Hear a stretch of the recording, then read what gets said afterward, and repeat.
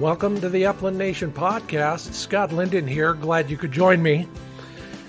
Yeah, things are, from a weather standpoint at least, I should be grateful. Things are getting better by the day, and that's always good because we can spend more time outside with our dogs, and that's going to be, kind of one of the things we talk about today. The other is we can go to the range more and actually work on the stuff that was bothering us last season about our shooting. So I thought it'd be a good time to kind of compile all the, advice I've received or experienced or come up with on my own and share some of it with you regarding shooting. And 1 or 2 or 20 of those tips might actually come in handy for you. Most of them have come in handy for me, although if you watch the TV show, you may not believe it. So shooting better is the main topic today. In my quest, here are the things I've learned, but not necessarily mastered. We'll also talk about how your dog thinks, I think, in our Handle It segment. And also the worst mischief your dog has gotten into lately. Those are all coming up right here on the Upland Nation podcast, brought to you in part by Sage and Breaker Gun Care Products, Pointer Shotguns, Mid-Valley Clays and Shooting School, TrulockChokes Tubes, MidwayUSA.com, Joy Dog Food, and FineBirdHuntingSpots.com.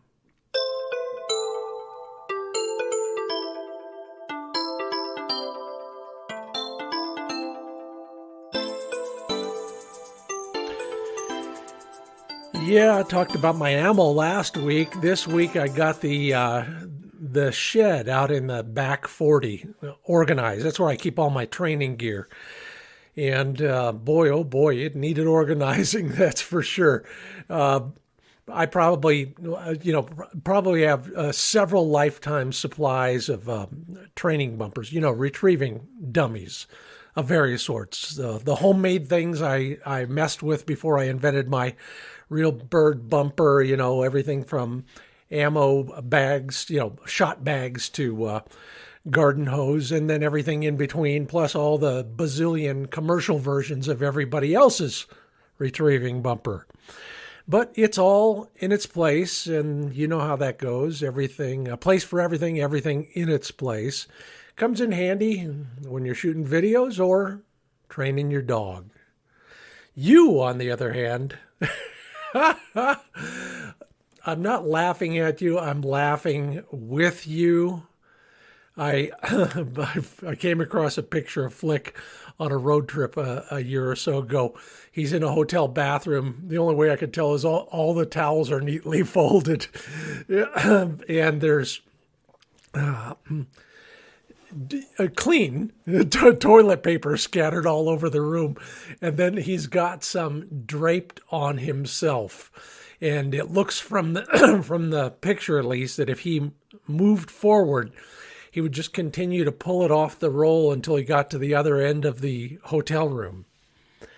I asked everybody there, what's the worst mischief your dog has gotten into lately? And boy, did I get a mouthful, or an earful, I guess. Tony Hill says, eating a $150 leather watch band, at least for now. Whew. People still wear watches with leather bands? Wow. Tony, I feel for you. Betty Blackman says he ripped up a floor duster.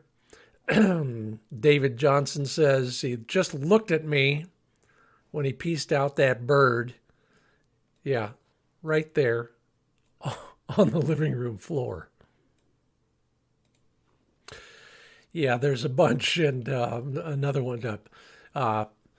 Matt says about David's dog, at least he had fun. John Shepard, I've been there, done that. He locked me out of the car. Gary Forrest has a video of his dog in a bathroom with toilet paper. Greg Shea has a picture of his dog eating, well, he's confessing to eating some of the tulips. Yeah.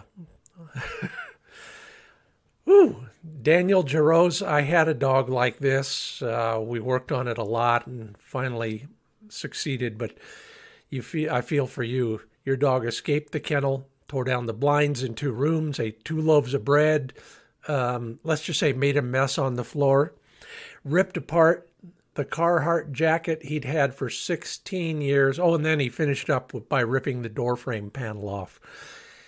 Oh, boy. Yeah, that sounds like a big job, maybe a case of separation anxiety there.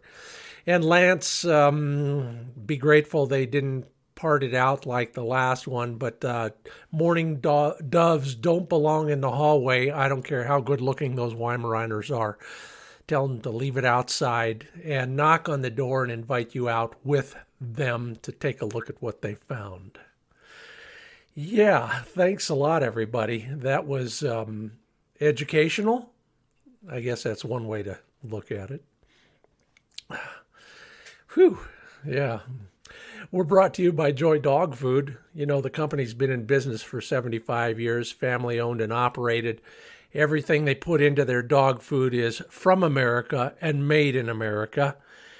They've got fixed formulas. And now I know I've seen the debates in years past on Facebook, for example, about how companies change their formula based on the pricing of the ingredients or who knows what else. Well, these folks at Joy Dog Food will not do that. Take a look at their guaranteed analysis. Take a look at their ingredient list at joydogfood.com. And then take a look at midwayusa.com. Besides some videos and articles from me, they have just about everything for shooting, hunting, and the outdoors. From dog training to shooting, shotguns to ammo. Yeah, just placed a big ammo order so that I could practice a little bit more. We'll be talking more about why in just a few moments. Learn more about what they have to offer for we upland dog trainers and for our hunting experience as well. It's all at midwayusa.com.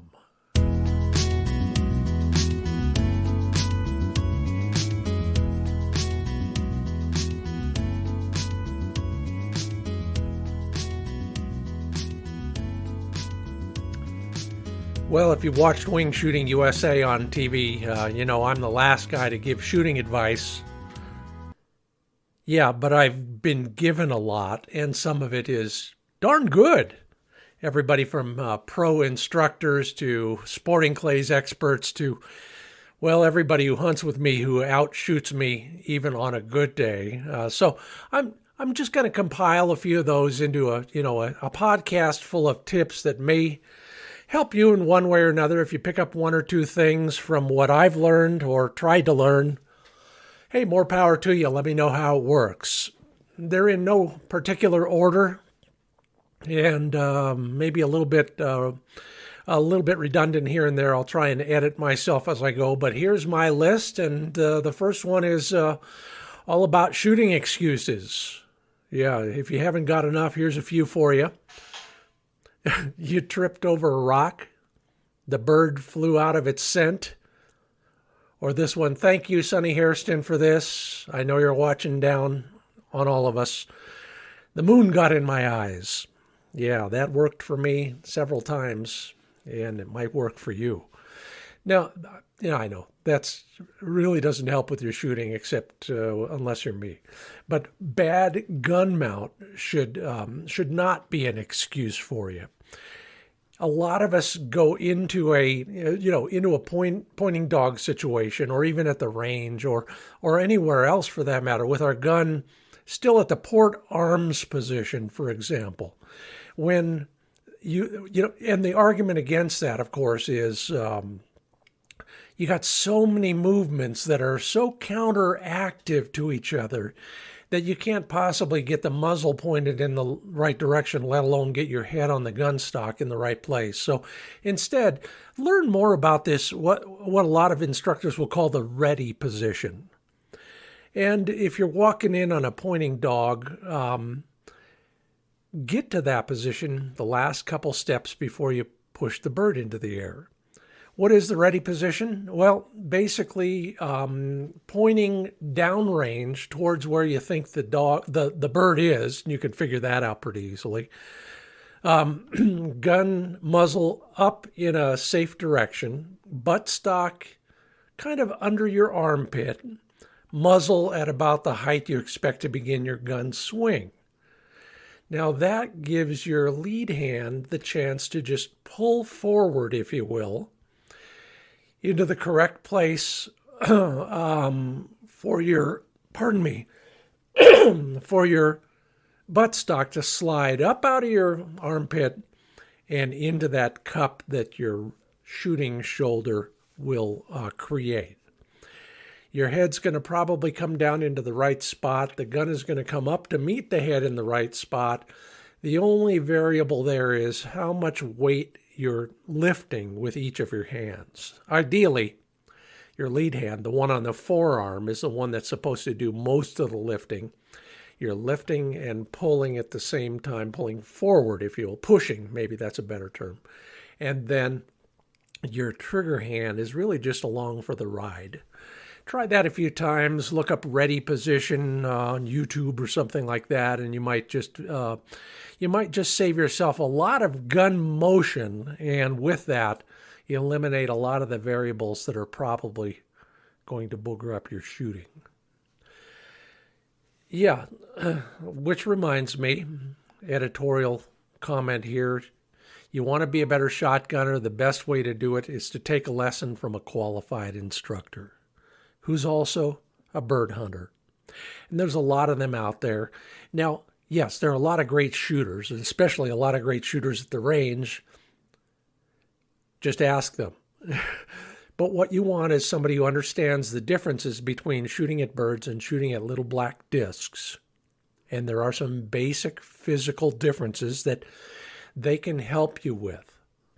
Form, focus, gun fit, foot position, those are all the things that are going to help you in the field as well as at the range. And then remember that only perfect practice makes perfect. Go to the range regularly. Shoot carefully, deliberately. 50, 60 targets. After that, you're just phoning it in. It's not perfect practice, and it's not going to make you a better shooter. We talk a lot about gun mount when I'm taking a lesson, and when I'm talking with great shooters and shooting instructors here on the Upland Nation podcast. Seldom is leaving any task for the last minute a good idea, except when you're shooting at game birds. Whether you know it or not, you're probably using what some people call the Churchill method. Some people call it instinctive shooting. Some people call it move, mount, shoot. The fundamental aspect of that is you don't put the gun up to your shoulder until you're basically ready to pull the trigger. You're following the bird the whole time. Your body is moving, your gun is tracking the bird, but you do not track it from a mounted position. The only time you mount the gun is when you're about to pull the trigger. That way your eyes, your hands, your arms, your hips, and your head are all moving in the right direction at the right speed so that it's a very natural, well, if you want to call it that, lead. We're not supposed to use that term in the instinctive shooting style, but that's basically what it creates. Try it. If you miss it as much as I miss. Gun fit was the big topic at Pheasant Fest this year. You know, we were premiering all of those new pointer shotguns, side-by-sides, plus a few others in the case colors. But everybody would take those guns off the rack and mount them and say, yeah, that fits pretty good. And we know that there's more to it than that. But it's better than nothing. And here's how you can improve that slightly. Here's a DIY gun fitting tip I got from somebody who runs a shotgun operation and knows of what they speak. First off, find a pro fitter if you're really serious about this stuff. If you can't get to one, you can figure out pretty close whether your gun is fitting you well. Stand in front of a full-length mirror if you can find one. Instinctively, naturally, but deliberately shoulder that gun, look down towards the mirror. If you're shooting eye, is in line with the muzzle, any beads on the barrel, and the rib, you're probably pretty close to fitting. If not, you can shorten or lengthen your length of pull with different butt pads, for example. That's the simplest way to get pretty close to your gun fitting. You're listening to the Upland Nation podcast. I'm Scott Linden, your host, sharing all the things that I've heard, learned, maybe don't practice, hopefully that will help you become a better shooter. One of the ones that I'm used to it now, I learned from a guy who insisted we put our lead foot behind our lead foot, if you will. So if you're a right-handed shooter, theoretically you're going to put your left foot out in front. Well, he wanted it behind, and we were supposed to kind of lift up the heel a little bit. I understand all that, and someday I'll explain that idea as well. But whatever your foot position, get ready to adjust it once the bird flushes. You know what I mean. I was in northern Nevada last season, and I was ready for that bird to go straight away from me. Felton walked in on the bird, and that bird went and flew uphill instead. Now, that was a chucker, so that was, first off, surprising in itself. But second off, I wasn't ready for it to fly that way. But I swung on it anyway, but when I swung, I didn't move my feet at all. The first thing I should have done is not shot, not mounted the gun. I should have altered my entire body position, moved my feet, so that they were where they should be, so that I could point naturally and instinctively in the direction of the bird. Yeah, move your feet before you do anything else if you need to. You will be able to swing better in either direction. You'll have much more flexibility, and there's a good chance that bird won't catch you corkscrewing into the ground because you're twisting so much. Your gun muzzle never catches up to the bird in that case. Never. I think it's a law of physics. All right. Riding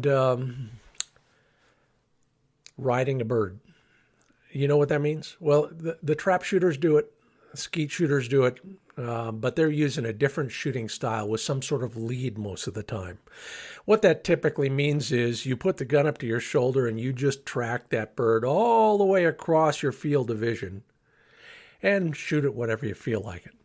The fundamental problem with riding a bird, whether it's a live bird or a clay bird, is every moment that you have that muzzle up and tracking the bird is a moment when you might jiggle, swerve, fall, blink, whatever. So rather than riding a bird and risking, the wrong lead, if nothing else, just follow the earlier suggestion. Mount when you're ready to pull the trigger. Nice and smooth, but mount when you're ready to pull the trigger.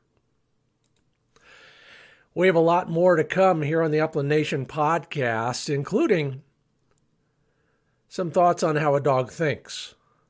I think. Coming up in just a few moments, more shooting tips as well. First off, Mid-Valley Clays and Shooting School is where I'm getting my instruction these days. So if you pick up anything today, it's probably thanks to Dave and Vandy Fiedler, the two owner instructors over there at midvalleyclays.com. Learn more about not only their instruction and scheduling a lesson with one of their instructors, but also the great line of products they have and all the clay target games they have available. I'll have some more news in that regard very soon, but believe me, it is like a Disneyland for adults. So if you're anywhere near Western Oregon and you're looking for a place to pop a cap or a couple hundred caps, check out midvalleyclays.com. And you'll shoot better no matter what you're shooting if you put in good quality aftermarket choke tubes. The best I've found come from TrulockChokes.com, TruLock, TrulockChokes.com. Last chance. 15% off all Pinhoti turkey chokes through the end of April. So get on those if you're one of those guys who likes to put on camo and make noise in the woods. Go to TrulockChokes.com. 15% off all Pinhoti turkey chokes.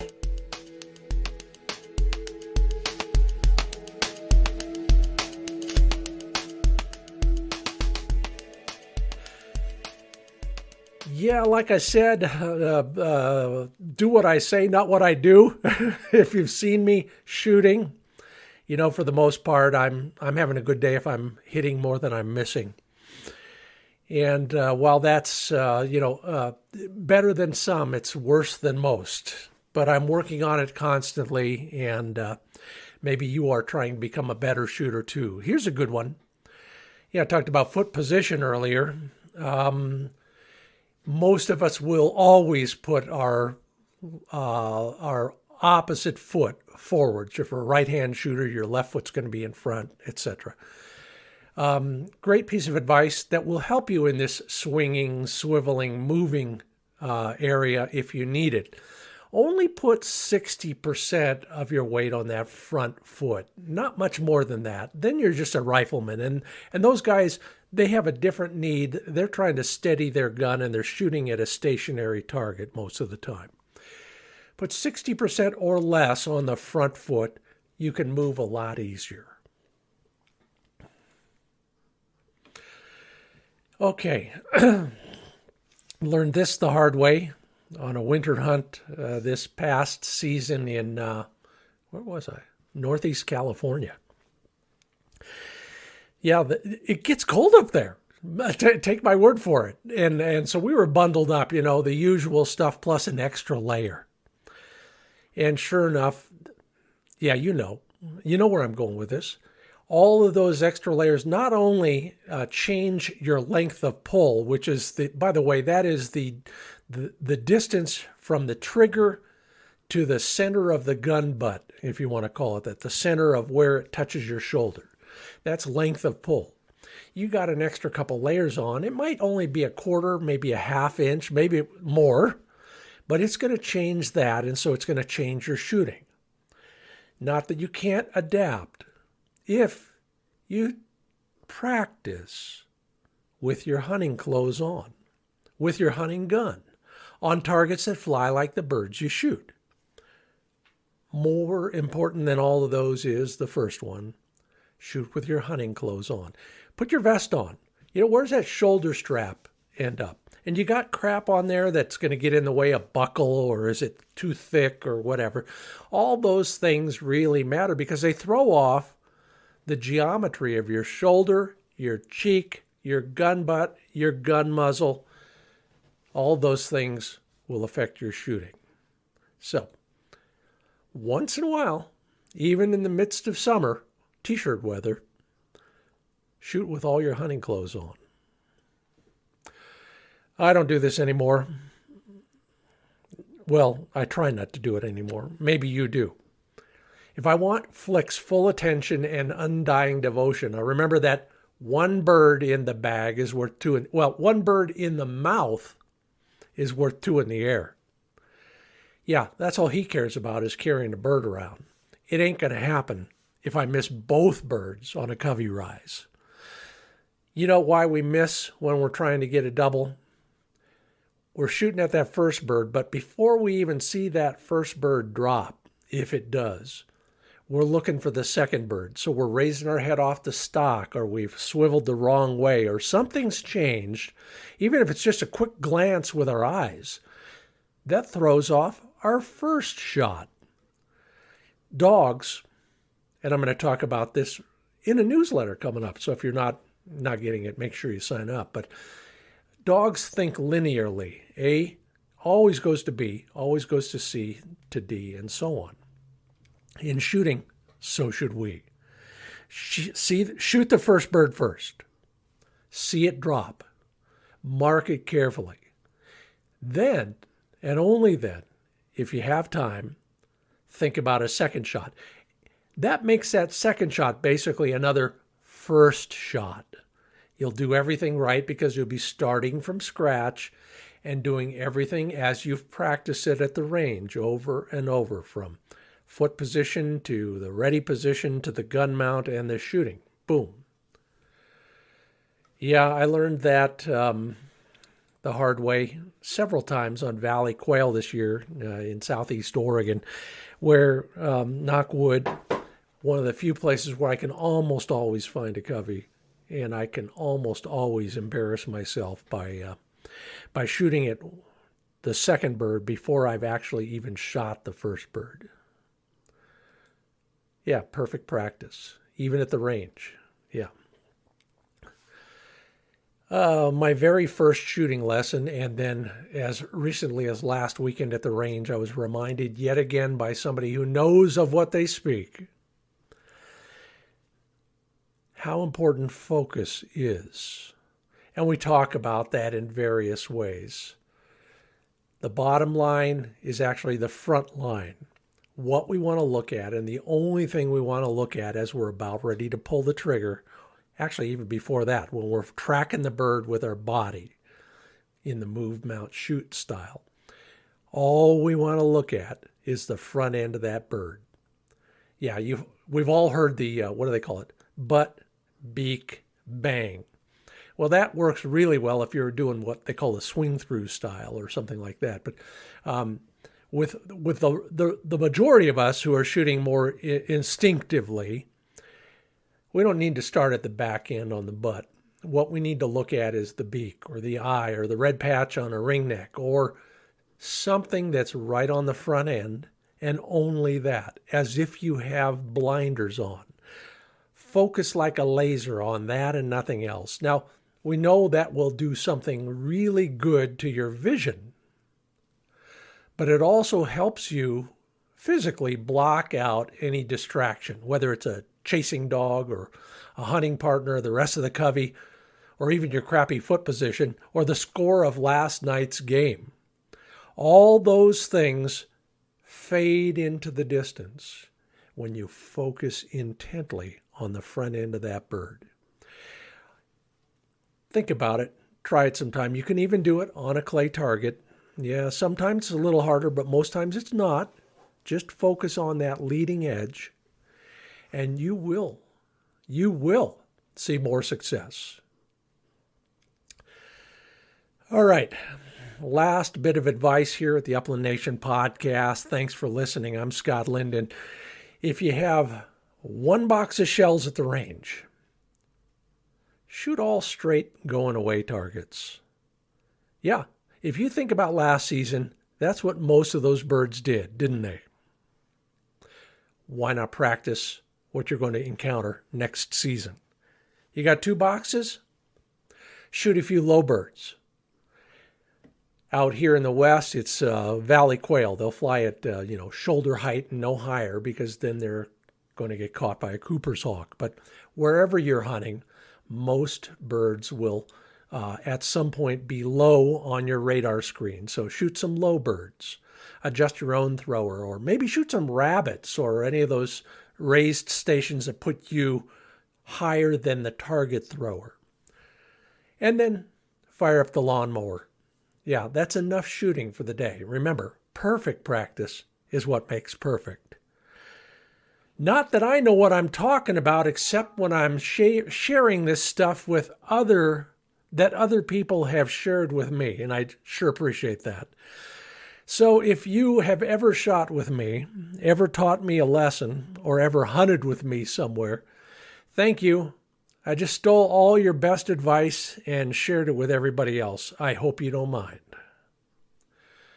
How a Dog Thinks, I think, coming right up on the Upland Nation podcast. First, you'll shoot better if you shoot a good gun, and PointerShotguns.com is where you find all sorts of cool stuff these days. You have the new side-by-sides, including a 20 gauge now, many guns with case coloring, and of course those Cerakote finishes. Not only practical, but you'll be the talk of the duck blind or the prairie with a cool color. Learn more about them and find a local dealer at pointershotguns.com. And while you're there, take a look at some of the videos I've put up with them. Or maybe they put up with me. It's all at pointershotguns.com. And keep your gun clean and functioning well by heading over to sageandbreaker.com.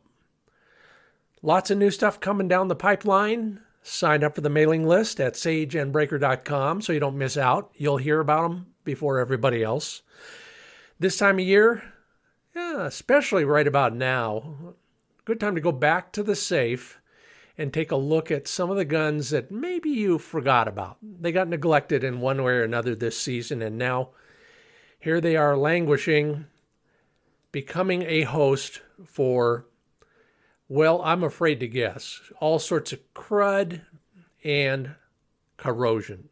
So take a look at sageandbreaker.com. Get all the cleaning, care, and tools you need to take good care of your shotgun.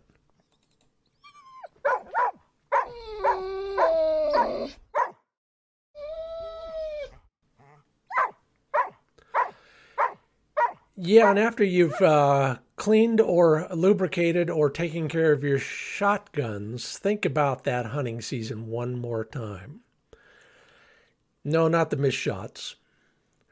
Yeah, maybe where we're going next season, and possibly whether or not we are actually doing our dog right when we're training them. When I started writing my book, ironically, the last thing I wrote about was thinking like a dog. But now I do it all the time. I'm always considering how the dogs are reacting to their surroundings. And I've alluded to it earlier in my shooting tips. They move one step at a time in what to them seems a logical order. And they also move, not just mentally, but physically that way. They'll always take the shortest route between 2 points, even if they have to jump over something.